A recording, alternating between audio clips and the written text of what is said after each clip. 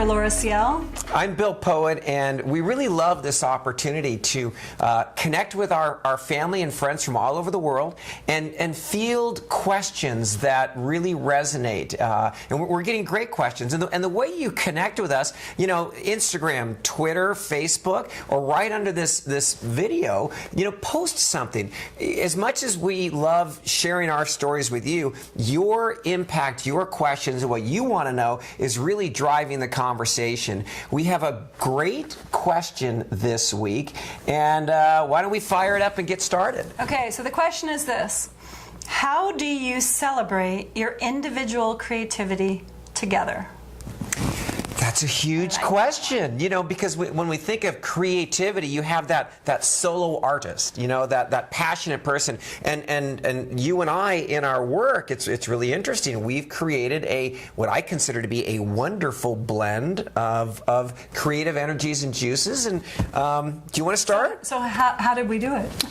Okay, this would be, from my perspective, we spent, well, each of us 25 years independently, really developing our skill sets, really developing our craft, really developing what our levels of competencies and masteries were.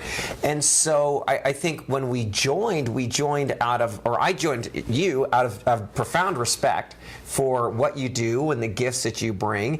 And what I find is, which is so exciting, we'll create an idea or a letter or some training tool, and I'll share it with Laura, and Laura will bring in her gifts and her passions and kind of push up against mine, and we get this. There's a give and take, and vice versa.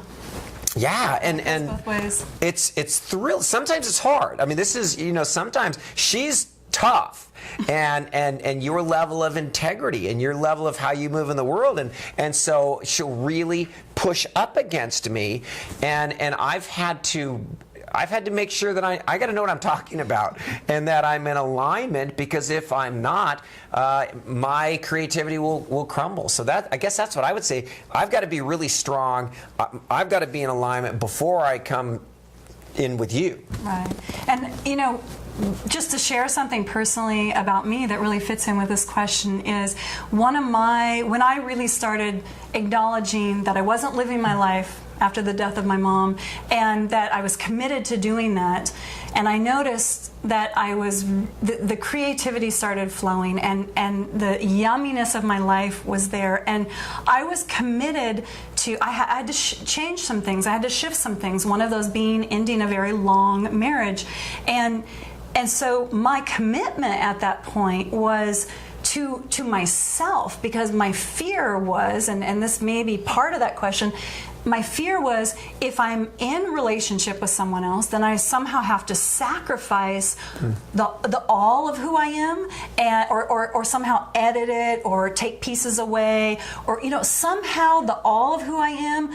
That was scary. That maybe that wouldn't be enough. And so I actually had said to myself, if the only way that I can live in fullness of my life, in full creativity, full joy, full love, is without having a partner, that is where I will go, with the expectation and hope that if someone came into my life, they would be coming in so that I could share my own creativity, not only share it, but create something even more beautiful and wonderful in doing that. So what I would say in answer to the question, the first thing that I think of is, and you touched on it, and that is really being committed to your own individual, living your life full out. You're really being in alignment, really living in that beautiful, yummy, juicy place of all of who you are, because you are an incredibly beautiful, unique human being.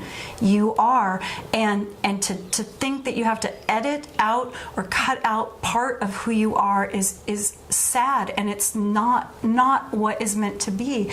And so the work that you do on yourself, and the way that you model that in all you do, if you're already in a relationship, the hope is that each of you are doing that. If you're wanting a beautiful relationship where you can be all of who you are and celebrate all of the creativity of who you are, you know, the more that you model it, the more that you live it in all of your life, that partner will come in and will resonate with that. So whether you're in a relationship or not in a relationship, the intention is to really focus on your own. You know, am I truly in alignment with myself? And then the really cool part is when you're in relationship and you both have the intention of doing that, then you each take responsibility for your piece of it. I mean, if we ever bump up, which sometimes, every once in a while happens. Not a lot. You know, it's you are so great at taking responsibility for what's your stuff. Right. And I take responsibility for my stuff. Because the point isn't to try and edit or stop or stomp down someone else's creativity. That's a tragedy in my view. It's a tragedy that's happening all over, and that's contrary to what we're doing, what we're teaching. To celebrate, you know, it's so important. We get mad at each other if we feel like the other person isn't fully showing up.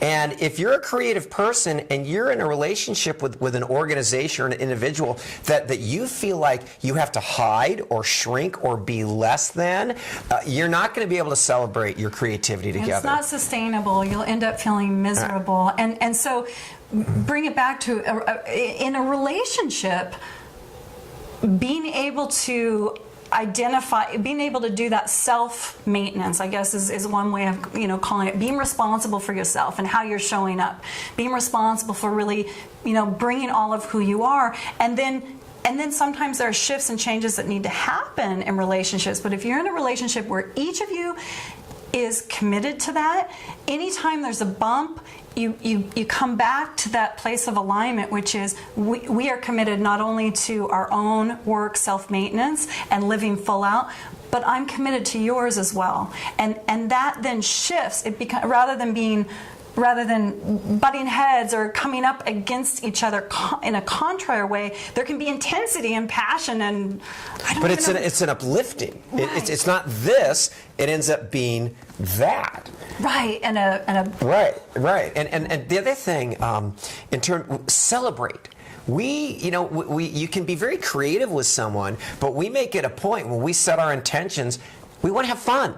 If it starts becoming too, it's not fun. Gotta change it. So we want to celebrate it. And then the other thing is the commitment to really showing up in excellence. And sometimes, you know, when we talk about bumping, you know, maybe the language is off or maybe the presentation is off, but as long as we can get back to that intention, that we're here to create something really beautiful together, it's okay if the expression isn't perfect, because the alignment is. If the alignment is off, it doesn't really matter what you're creating. It's going to feel bad. It's not going to feel fun. It's not going to be a celebration. This is such a meaningful question, and God, really fun and yummy and grateful for it. And it really comes back to alignment. So when we talk about being aligned with yourself and what's really important to you, when you're talking about relationship, whatever that relationship is, it's are the two of you or whatever number of people, it could be a family, it could be a team, is there alignment around